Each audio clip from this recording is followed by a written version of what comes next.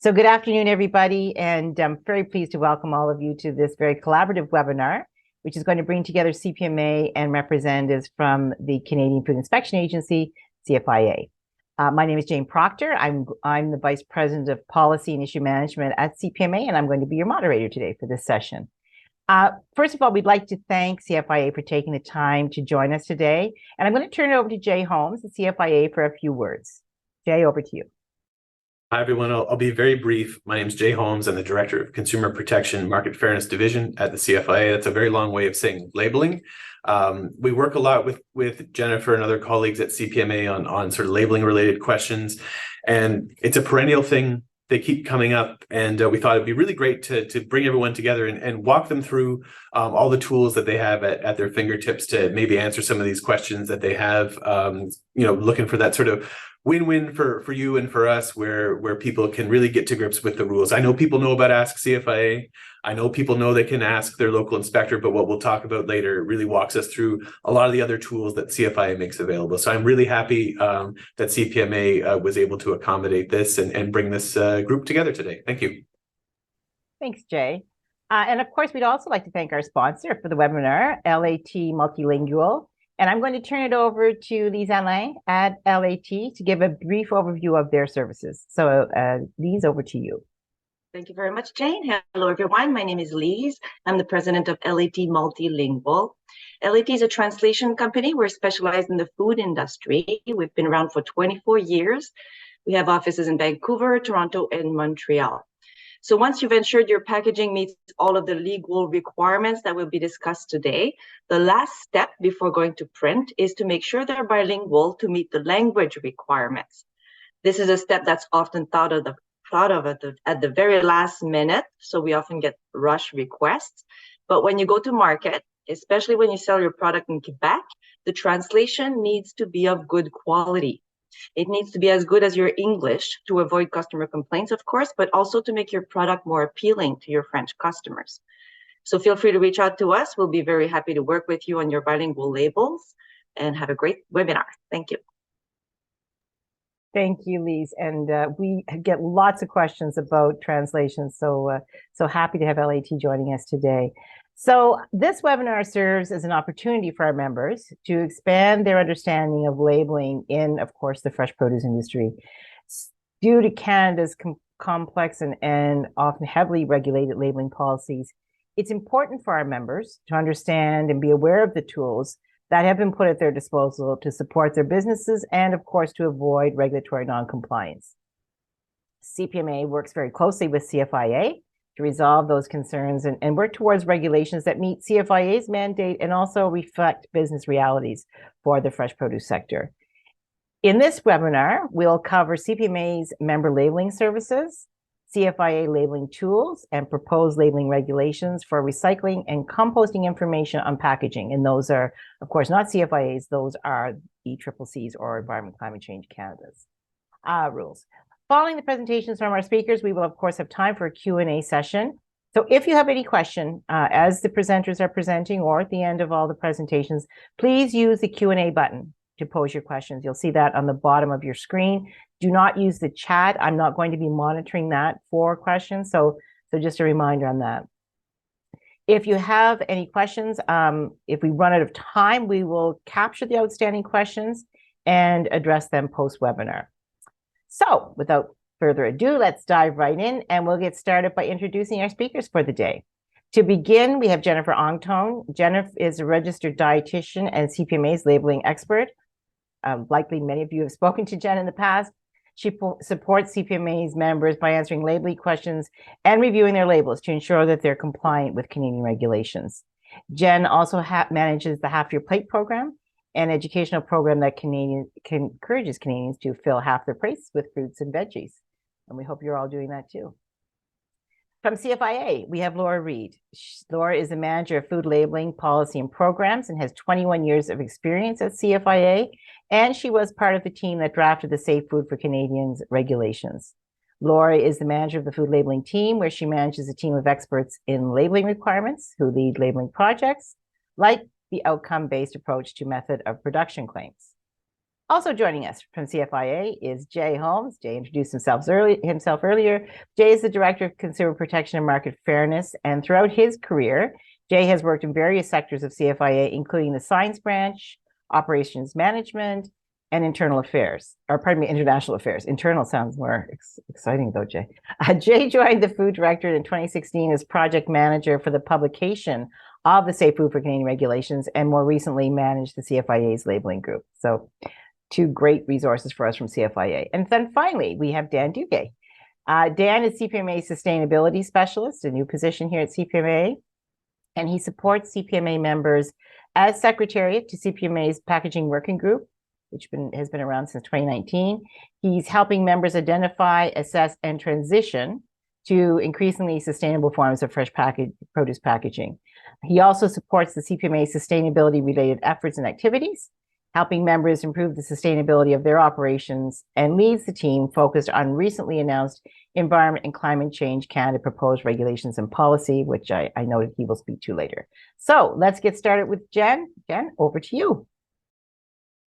All right, thank you, Jane, and hi, everyone. My name is Jen Ongtone, and I help manage the labeling service here at CPMA, and I'm really excited to be speaking today as we have many resources and services on behalf of CPMA that can really help you with your labels. I know that regulations can be a little bit complex, so our goal here is to really just simplify labeling for you and provide you with the tools and resources that you need. So I just wanted to start off by giving you a little bit of an overview of what kind of labeling resources that we have. We have quite a few labeling guides that are available. Some of them might be familiar to you, some of them might be new. We have our USA-Canada labeling guide, our traceability guidance document, a case labeling guidance document, and a little bit more information on PLUs on our website. I will be going into one of these guides in a little bit more detail in the next slide. But I also wanted to just let members know that we do also have a label review service that's available. And if at any time you have any labeling questions, you can always reach out to me by phone or email. So I'm going to explain one of the most popular guides, I would say, that is used by our members. And this is our USA-Canada labeling guide. So to give you a little bit more of a background, this is a guide that was developed by ourselves, CPMA, and the International Fresh Produce Association, IFPA. And really the goal is to support industry in complying with labeling regulations for consumer prepackaged fresh fruits and vegetables and cases in both Canada and the USA. We know that many of you are shipping not only in Canada, but also are selling your product in the USA. So we have this bilateral labeling guide that outlines the regulations in a very user-friendly way. So how can you access these guides is probably something you're wondering. They're all available in our CPMA community. And if you haven't had the chance to go in there, or if you've lost your password, we do have a password reset that's available. Or if you're having trouble accessing your login information, you can always reach out to our colleague Heather Urban at hurban@cpma.ca. So what I'm going to do now is I'm going to show you how to access this guide in our CPMA community. I'll show you exactly where it lives. So once you log into your CPMA community, you're going to go down to Member Resources, and you're going to click down onto Labeling. And this will take you into our labeling section. You'll notice we have over here a tab for labeling guides and checklists, and then a little bit more information on our label review service. And you'll notice that these guides are also available in French as well. So once you click the guides and checklists, you'll see that we have our 3 primary guides available here: the USA-Canada labeling guide, the traceability guidance document, and then a case labeling guidance document as well. You also notice that we have a labeling checklist if this is something that you want to take a look at, before sending your label to me for a label review, for example. But we have all these resources available in our community. So I'm going to go ahead and open our USA Canada guide. And I wanted to give you a preview as to what it looks like and what kind of information is available in here. So you can see over here that that in our table of contents that it is a very comprehensive guide. We're talking about almost 70 pages, and the information in here is really comprehensive. So you'll notice that we have labeling content requirements for consumer prepackaged fresh fruits and vegetables. We have them for cases. We also have a small section here that speaks to PLUs. I know this is something that often members have questions about. So what I'll do is I'll kind of go over some of the sections to show you where you can find this information. So let me just jump over here. So this over here kind of outlines, one of the product requirements for a consumer prepackaged item. You'll see on the left-hand side, you have labeling requirements for the US. But for the purpose of today and, in terms of the scope of what we do at CPMA, these are the labeling requirements for Canada. So when it comes to fresh fruits and vegetables, there is a requirement to put on a common name onto your package. But, because a lot of the time, if your package is see-through and you can identify that there's fruits and vegetables in there is an exemption. So you'll see here we've outlined, where it needs to appear on the principal display panel in English and French and the minimum type heights. And you'll notice for apples, there is a requirement for the variety name. Below here, you'll notice that there is a CFIA reference. And this one here actually links out to the CFIA industry labeling tool, which Laura and Jay will speak to in a little bit. But one thing to note is, we have our guide really outlines the main points. If ever you're looking for a little bit more language or a bit more of an explanation, you can always check out the CFIA reference to link directly to where you want to go. Down below here, you'll see that we also have an example of what this looks like. So again, on the Canada package, this is an example of a dual package. So where one side is in English, one side is in French. And you'll see here that the common name is listed over here. And now what I'm going to do now is I will take you over to another section of our guide.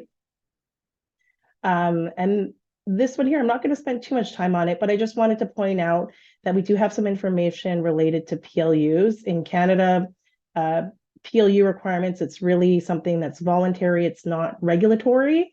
It's something that's usually asked by the retailers. But we do have some information that's important to kind of keep in mind because if your product is shipping into Quebec, there are certain language requirements that you need to comply with. And if you have any organic claims, then there are some requirements that you have to comply with as well. I'm going to move down below to another part of the document where I'll show you our PTI harmonized case label. So we have a case label that was developed by both Canadian and US buyers as part of the Produce Traceability Initiative. And there was agreement on both these parties in terms of what appears on the label.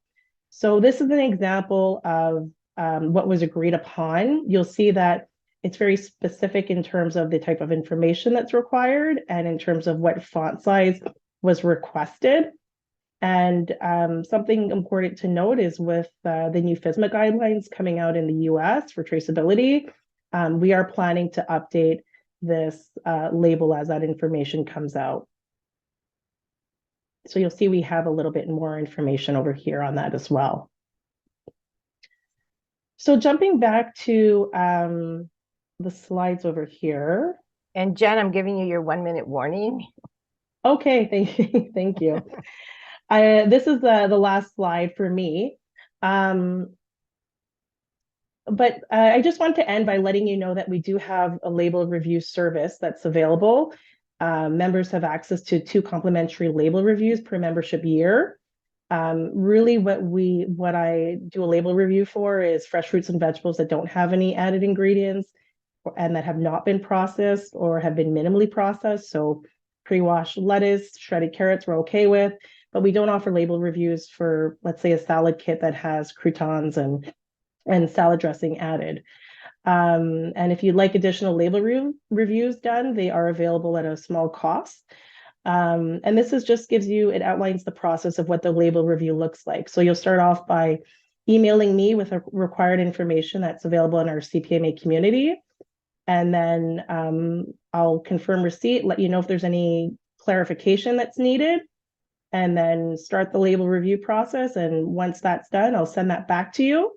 And then you'll make the changes. And then once that's done, I can do a final label review. And this process takes about 10 to 15 business days. It could sometimes be a little bit shorter, sometimes a little bit longer, depending on the complexity of the label. But just good to do ahead of time. I guess to Lisa's point when she mentioned earlier, try not to wait last minute when you want to get a label review done, because sometimes we may need to consult above with regulatory partners if there's questions that we need to investigate a little bit further. So with that being said, I'll pass it back to Jane. Thanks very much, Jen. I really appreciate that. And yes, just another note on the PTI label, we have already begun that work, that the harmonized label. So more to come on that. So now over to Lauren J for CFIA's presentation. Good afternoon, everybody. I'm going to share my presentation. All right. Okay, can I get a thumbs up that everybody can see that? We can see it. Perfect, thanks. Okay. So good afternoon, everybody. I'm pleased to be here today with you from CFIA to talk about the Canadian regulatory landscape and labeling, which I can say generally aligns with international guidelines such as Codex Alimentarius and many of our key trading partners. So today I'll cover our government framework, our legislation and labeling requirements. Then I'll share an overview of food labeling in Canada. And then finally, I'll explain our online tools and services that are available for industry. So under the direction of the Minister of Health, federal oversight for labeling is shared between Health Canada and the Canadian Food Inspection Agency.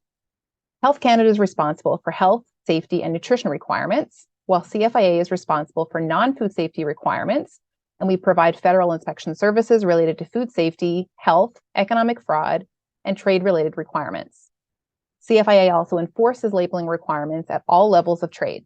That is to say, though, the trade that happens within a province, across provinces, also import and export. Canadian food labeling requirements are found in the Food and Drug Act and its regulations, and the Safe Food for Canadian Act and regulations, which are a little bit newer. The intent of the Food and Drug Act, or FDA, is to protect Canadians against health hazards and fraud in the sale of foods, whether they are domestic or imported. The Food and Drug Regulations, or FDR, as they apply to food, prescribe the rules for labeling for all prepackaged foods, including requirements for the food's ingredient list, nutritional labeling, date marking, nutrition content claims, and health claims, for example. These regulations also set out bilingual labeling requirements, that is to say, in English and French. The Safe Food for Canadian regulations, or SFCR, generally apply to all food for human consumption, including ingredients that are imported, exported, and traded across provinces.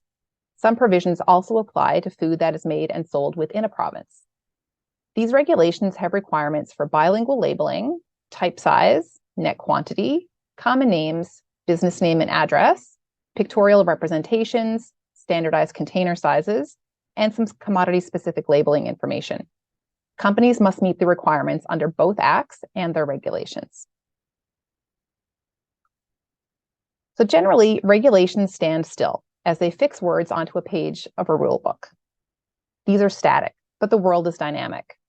The CFIA is moving towards responsive regulations, and the SFCR is a perfect example of that.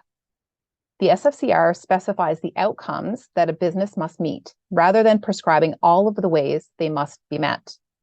Food businesses will need to provide evidence that their chosen methods of meeting the required outcomes are effective. The level of evidence needed will depend on the associated level of risk of the food. The CFIA is committed to helping businesses adapt to outcome-based requirements by providing guidance documents for each outcome that explains why the requirement is necessary, what an inspector would expect to see, and proven controls to help meet the outcomes. This helps us provide flexibility through performance rules. A key takeaway here is that outcome-based requirements enable industry to innovate and respond to emerging trends. Outcome-based regulations don't lower food safety standards or allow companies to cut corners. While the agency remains open to innovation, we will remain vigilant in verifying that businesses are meeting Canada's high standards. So the Safe Food for Canadian regulations have three main elements: licensing, preventive controls, and traceability. I'll explain each.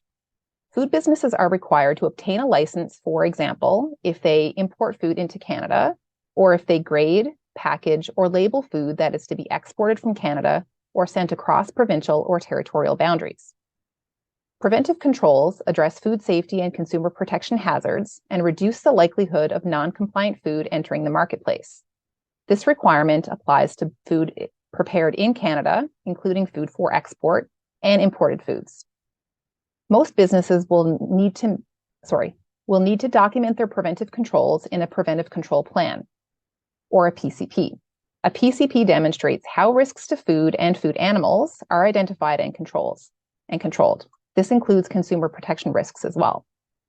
Businesses are required to have a complaint, investigation, notification, and recall system in place as well. Traceability is the ability to track the movement of a food product one step forward and one step back in the supply chain. Now let's review food labeling. Food labels serve multiple purposes, both to regulated parties and to consumers. Labels provide basic information such as the common name and nutrition information to enable an informed choice and allow product comparison. Labels also convey information that is important for public health, safety, and nutrition, such as date labeling and storage information. Lastly, labeling is an effective tool that companies can use to market their product. This type of information is often referred to as claims and can include pictures, vignettes, and logos. Before I explain about the industry labeling tool and how it's laid out, let's find out how to get there first. So if you start from the agency's homepage and click on Food Labels, then the food labeling page pops up. From here, you can click on Industry Labeling Tool, which brings up the third page. This is the main page of our tool. Now let's move on to talk about the guidance that we provide for industry. On this main page of the Industry Labeling Tool, or ILT, we have references that explain which foods require labels, some general principles for labeling and advertising as well. There's also a checklist and some frequently asked questions. It's best to start with these because our guidance does not generally repeat itself. Concepts are explained in a top-down approach, so it's important to read the references that precede the ILT, mentioned here, and then to read the first section of the ILT before advancing to the second and then to the third part. In general, the information in the ILT is about federal labeling requirements in Canada. Additional provincial requirements may also apply. Before we talk about the sections of the ILT, I'll first explain some terms that underpin labeling requirements, especially those that help us determine which foods must be labeled. So we'll start with prepackaged. Prepackaged means foods that are packaged in a container in which the food is ordinarily sold to be purchased by a person. Prepackaged includes those that are considered consumer prepackaged. That is to say, foods packaged in a container in which it is ordinarily sold to be purchased by an individual for non-commercial purposes, so a consumer, not a business. Examples of these are bags of carrots, clamshells of berries, fresh cut fruits, and salad kits, for example. Prepackaged also includes foods that are considered prepackaged other than consumer prepackaged, which includes products packaged in bulk bins, like the apples you see here, master containers in which you might find consumer prepackaged foods, and shipping containers. Foods in shipping containers include those that are packaged in any outer receptacle in which foods are sold or distributed at levels of trade other than to consumers at the retail level. The foods inside a shipping container may be in bulk or may be packaged into smaller units. Shipping containers may be destined for a number of uses. such as for use by commercial enterprises like an institution or a restaurant, a hospital, or a school.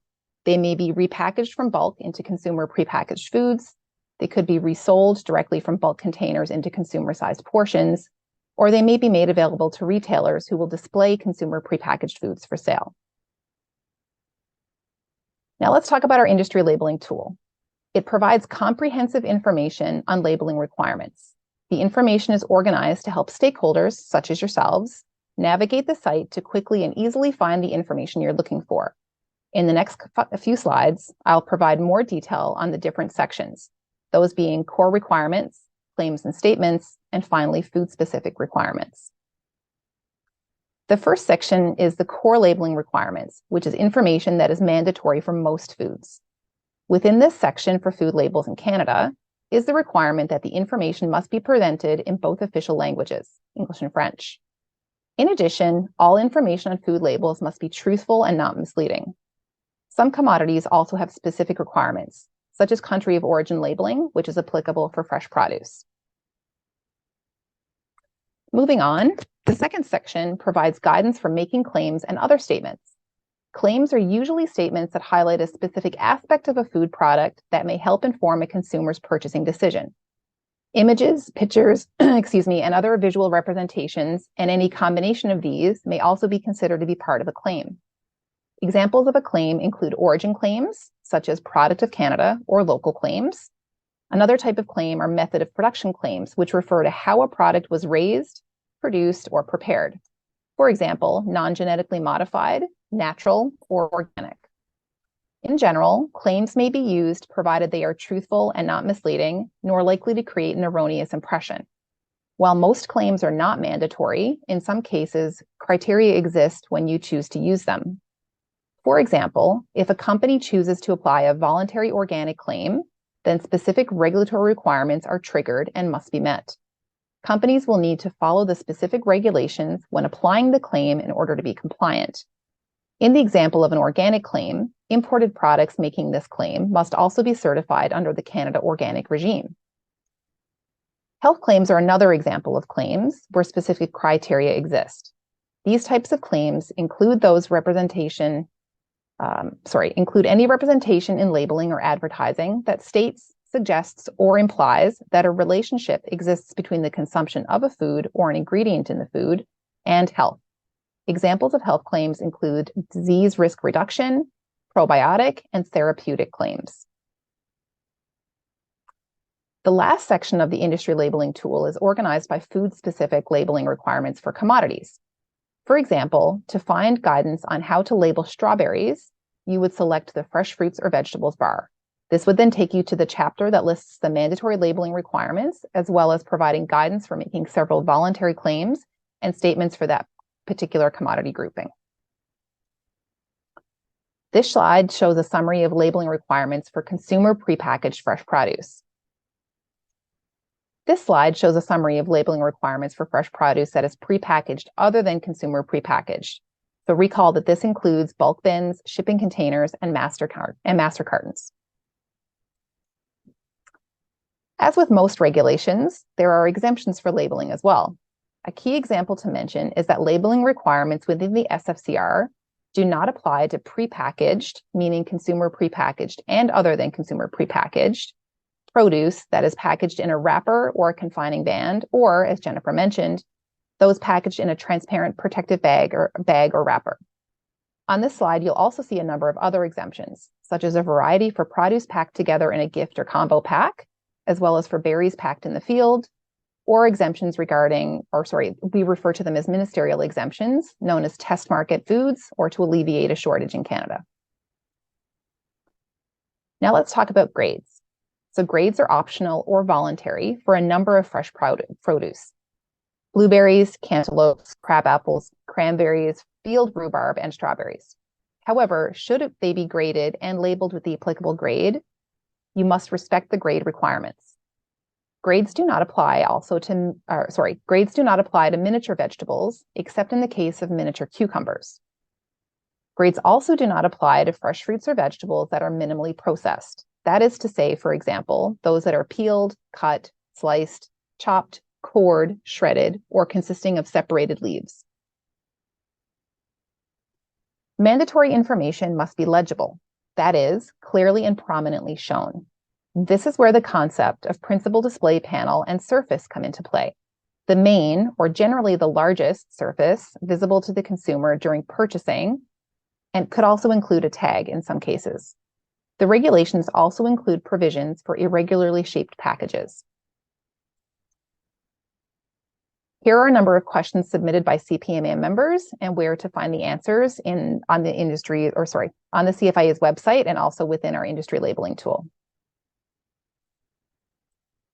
Before I provide some final thoughts, I would like to summarize by saying that the guidance provided in the agency's industry labeling tool is an excellent tool to help regulated parties navigate the requirements for labeling of their food products. We also offer an online service to assist industry comply with the regulations called Ask CFIA. Jennifer's already mentioned this. This service provides one point of entry for organizations and regulated parties to ask questions that would help you understand and comply with the regulatory requirements. We encourage you to search in the ILT first, and if you don't find the response, submit your question to Ask CFIA. This helps to ensure consistent responses to questions from across the country and is also the most efficient way for regulated parties to get an answer. Lastly, food labeling is an ever-evolving subject that changes on a regular basis. So CFIA updates our ILT with new policy and relevant information. To stay informed about changes to the ILT, please sign up for related email notifications. We share labeling guidance updates and news with regulated parties who have subscribed to this purpose. So I'd like to close with a couple of thoughts. As explained, labels must be mandatory and not misleading. Labeling is also a mixture of mandatory and voluntary requirements. The agency offers many online tools and services to help you with labeling. As mentioned, we have our industry labeling tool and a service called Ask CFIA where you can ask questions. Generally, since you'll be working with your organization, they are aware and understand Canada's requirements and can provide you with the tools we've explained, as well as a copy of this presentation. Thank you so much for the opportunity to speak with you today, and I'll now pass it back to Jane for the question and answer, or for the next presentation.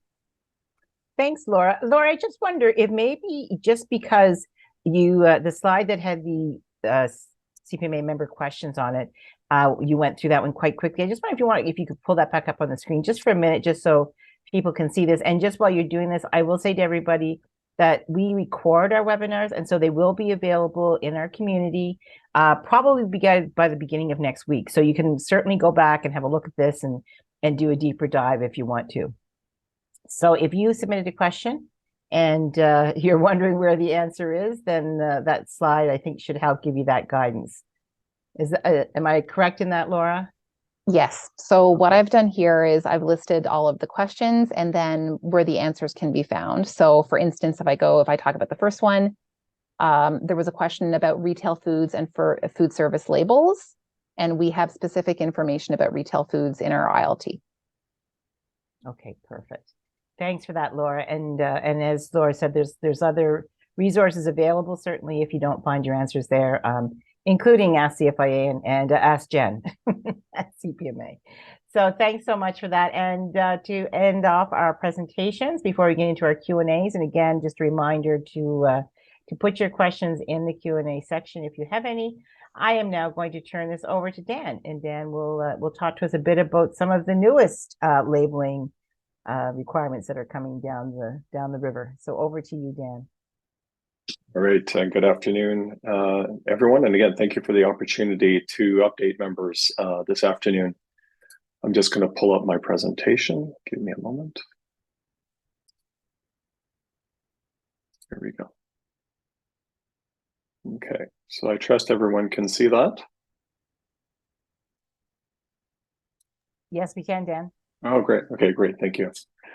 Okay. So a quick landscape review of what's currently happening on a regulatory landscape in Canada. A lot's moving, a lot of parts are underway in terms of the Government of Canada's efforts to create a circular plastics economy. And at the moment, the Government of Canada is currently consulting on 3 regulatory actions: recycled content requirements, compostability and recyclability labeling rules, as well as a plastics registry. As well, there's what we're calling a quasi-regulatory instrument that's also being consulted upon, which is a pollution prevention notice for primary food packaging. For today, the two that I've highlighted in green, the recycled content requirement and the compostability recyclability labeling rules, I'll be speaking to directly because of their labeling considerations. So I'll start with the recyclability labeling. So what the government of Canada is proposing is that there be province by province recyclability labeling, a replacement of the Mobius cycle with a number of the common recycling logo with a new series of logos, and that recyclability would be defined through a combination of assessing collection, sorting, and reprocessing of the material with pretty well 80% thresholds at each step. And that the labeling would be updated as waste collection systems obviously evolve over time. So just to share for those in the audience, we've already provided feedback around this proposal, and some of the concerns from the produce industry obviously include that this is largely incompatible with produce supply chains, given when produce is shipped, it doesn't necessarily know which province it's going to. So a province by province approach is problematic. Labeling real estate concerns in terms of changes in logo, possible use of QR codes, as well as bilingual requirements would be onerous. And there are also concerns regarding consumer perception, because there would be a scenario where you could have both recycled content mandated packaging along with non-mandated recycled content packaging, such as produce. So what we've responded to is the need for a national labeling requirement rather than a province by province approach, as well as giving sufficient time, basically 5 years, if not more, from a date of publication of regulations for implementation. The second item is regarding compostability labeling. The government is proposing the prohibition of the use of biodegradable or other similarly related terms or logos, and this includes referencing home compostable. This is not dissimilar to what I think many of you have probably seen happen in California and other jurisdictions, given the prominence of greenwashing through the use of the term biodegradable. However, for those items that would be compostable as an industrially compostable, the labeling would obviously allow the use of the term compostable, implying industrial, but also require the labeling of the term non-recyclable and a QR code to provide further information to consumers. They're also proposing the prohibition of green-colored labeling, striping, tinting of any non-compostable plastic packaging items. And so as a result, the main concern from the industry is that this introduces a complexity in the labeling that could lead to increased consumer confusion. So a few of the responses include the streamlining of the labeling, permitting green-colored labeling given the prominence, especially in produce, but more so look at the development of a standardized logo for industrially compostable packaging in Canada. And then thirdly, the third part I want to showcase today or highlight today is under the labeling regulation is the PLU sticker proposed regulations. And currently what's being proposed is that all plastic PLU stickers would be required to be compostable, and that they would be exempt from proposed wording or coloring requirements as per the regulation, so the green tinting requirement, for example, and that timelines would roughly align with the labeling rules, which currently are voluntary by 2028, mandatory by 2030 is what's being proposed. The concern that's been raised by the industry that we've communicated to officials in Canada is that there's a risk that this could lead to the adoption of non-compostable, non-plastic stickers. It omits or fails to recognize the benefit of looking at an international industrial composting standard for PLU stickers. It creates a risk of a region-specific requirement for Canada, as well as there's a concern that there's a fundamental lack of data to understand the financial impacts of this on the industry and consumers. So our response has been to recommend a voluntary material agnostic approach to adopting compostable PLU stickers. And this aligns with our guidance that we developed and released earlier this year. So it's a lot of moving pieces. So the point from a next steps point of view is that there's ongoing engagement with Government of Canada officials on the impacts of these proposed regulations. This includes not only Environment and Climate Change Canada, who are driving these regulations, but also other departments like Agriculture, Agri-Food, and the Canadian Food Inspection Agency. And I think a point here is that industry input continues to be welcomed as we work to further qualify and quantify the impacts that these regulations could have on the produce industry and by extension on Canadians. The draft regulations at the moment, our understanding is that we should see the draft regulations by the end of 2023 in Canada Gazette Part 1. This is the mechanism by which there's then a formal 70-day comment period that the industry will be able to respond to. So again, that is what's the timing that's expected later this year. To be followed by the final regulations to be put in place in 2024. No exact dates at this time. So with that, I'll turn it back to Jane to coordinate our Q&A session. Over to you, Jane. Thanks, Dan. So thanks to Dan, thanks to all of our presenters. I know that was a lot of information. Hopefully it's helped all of our participants kind of understand a little bit more, if not all, of the labeling requirements in Canada and what's coming. Thanks again to our webinar sponsor, LAT Multilingual. Appreciated that. And we're going to move, of course, into our Q&A. So just as a reminder, make sure that you're putting your questions in the Q&A section at the bottom of the screen. And as I said before, if we don't get to all of the questions, then we'll certainly follow up afterwards. Also, just wanted to point out to everybody as an additional note, again, given the complexity of labeling and to Laura's point that it is constantly evolving, CPMA is working with CFIA to establish a labeling working group. And we're doing this so that we can bring industry together with CFIA to kind of facilitate discussions on issues that are related to the labeling regulations, and try and work towards an understanding and resolution if there are any outstanding issues. So if any of you on this call have particular issues that have not already been addressed during our webinar, please let Jen know. Jen will certainly be, Jen or Justway, I guess, both can help you out, or myself. The other thing I'd just like to add is I will be going into the Q&A section, but we also received questions from members in advance of the webinar. So I will try to alternate back and forth between those. And just as a reminder at this time to all the speakers, if you could take yourself off mute and come back on camera, that would be great. So here's our first question. If you have a package with multiple components where potentially a film is recyclable and the tray is compostable, how would you present your labeling for each component? So I'm not sure who wants to take that one. Maybe Dan to start off where we're at right now. Yeah, Jen, it's an excellent question because I think we're seeing more and more of these kinds of what I call hybrid packaging solutions. Again, mixed material with, for example, films being peelable or removable. So our understanding at the moment is that the individual components, if they are subject to different end-of-life pathways, in other words, a film which is recyclable and a punnet which is compostable, they would have to individually be labeled.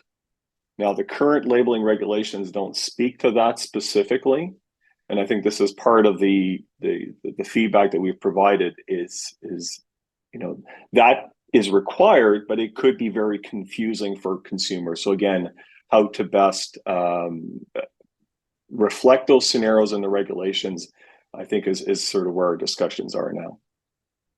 Thanks, Dan. And just as a reminder to everybody on the call too, we are constantly trying to ensure that the information available is as up to date as possible. So please check our website, CPMA's website. We do post a lot of information there in the sustainability section, including if you wanted to see some of the comments that have gone into the consultations, etc. The next question, I think really is for Laura or Jay. I'll let you decide who's going to answer this. And it's just going back to the NRIs and just providing a little bit of information because, and frankly, we get these questions a lot. I think Jen gets it a lot too, but we certainly we get a lot of questions from members about, am I an NRI? Can I be an NRI? How, like, who's eligible to be an NRI? And are there special requirements to be an NRI? So I know there's parameters around NRIs. So Laura, you've already talked to those a bit. So I don't know if you want to take that or Jay. Maybe I'll start by saying that we do have some guidance available on the website respecting non-resident importers. I can try to provide some of those links perhaps I don't know if I can put them in the question or if you want me to put them in the chat, Jane, but we can provide some links to the website. I don't know, Jay, if there's anything you'd like to add. No, that's exactly what I would say. This is another topic. We know can be a complicated one, so there is some specific guidance, and I believe the My-CFIA is where you would follow up with those, but we'll share that for sure. And I think if I'm correct, in general, if you are going to be an NRI, you must be an NRI from a country where we have mutually recognized food safety systems. So at this point, I believe, and Jay will tell me if I'm wrong, at this point, I believe it's just the US. Is that correct? That is my understanding. My information is a couple of years out of date, but I don't believe it's changed. No. Okay, thank you for that. Okay, so Dan, I think this one is another one that's back to you. The approach being proposed in the government, if it goes ahead with province by province requirements for recyclability, how would you see that unfolding? Or I should say, if the regulations go ahead, how does that impact province by province in terms of recyclability, labeling, et cetera? Yeah, so Jane, I think we've put the question to officials again during the consultation period here, and the response has been that the way that it could be done is to go to sort of the lowest common denominator. In other words, this idea that if there's one province for which nothing is recyclable and you want to be compliant everywhere, then you basically couldn't label it as recyclable, even if it was in the other, let's say, 9 provinces. So that was the response that we got, which again, we felt was unfortunately not respective, I think, of the spirit of properly labeling packaging as recyclable, but that's kind of the response right now. So I think if this was to go ahead, that would be the approach, which again, we feel is unfortunate because for many members and suppliers who have made efforts to make their packaging recyclable, they would basically have to, refer to the lowest common denominator. Thanks, Dan. And just again, pointing out that these are not CFIA regulations that we're talking about in the context of this type of labeling. That is Environment and Climate Change Canada. Okay. Jen, one for you. Just wondering, labeling information regarding PLUs, is there a source that we can point to, or is there more information available? Yeah, so you'll see when I went over the USA Canada bilateral labeling guide, we have a little bit of information in the guide if you search for PLUs. Another good point I wanted to make, and Jane alluded to this, is on our website. We actually have an entire section on PLU, so you can go there and you'll see that we have an FAQ document, which is really great. And there's also a newer FAQ document on organic labeling on PLUs that we developed recently this past year. So if you haven't seen that, just go check it out. Just type in PLU into the search bar in the website, and it'll take you to where you need to go. Okay, great. Thanks, Jen. And the last question that I have here, unless we get any more in our Q&A, and it's relative to the use of the term biodegradable, because I know we've seen in the proposed text of regulations that they will ban, they being ECCC again, will ban the use of the word biodegradable. So if that happens, does that also mean a ban on biodegradable materials and related packaging? So I think that's probably one for Dan also. Yeah, Jane, our understanding is that the banning of the word does not involve the banning of the use of the material. So the concern with the use of the word is that, unlike compostable, when defined as industrially compostable, has a very well-defined sort of framework by which to demonstrate the compostability of the material. That doesn't exist for biodegradable. And so the issue is really one of the term could mean something that degrades very quickly, like something that degrades very slowly. So that said, the materials that are biodegradable can still be used. They could still be incorporated in things like garbage bags and, let's say, other applications where, let's say, they provide a benefit, but they could not be labeled biodegradable or labeled using any sort of method that would imply biodegradability. That would contravene the proposed regulations. So just more and more complicated. The more we hear, the more questions we have. So that's nothing new in the world of labeling, I don't think. All right, I am going to wrap it up there. I don't see any other questions, but as I said earlier, by all means, to the participants on the call, if you have questions after the fact, please let us know, or reach out to CFIA directly if it's a CFIA related question. I know that there's lots of sources there. So I'd like to obviously thank all of our presenters. We had again, and as I said, the recording of this will be available on our website. So you can always, pardon me, in community. So you can always go in there sometime next week, and you can find that if you'd like to share it or review it again. And of course, watch your inboxes for future webinars and podcasts. We have an ongoing set of industry knowledge resources that are available to industry. And certainly we're always interested also in hearing from our members if there's particular topics where you'd like to see us focus. So with that, I will give you back almost 10 minutes of your day. And thanks to all our presenters once again.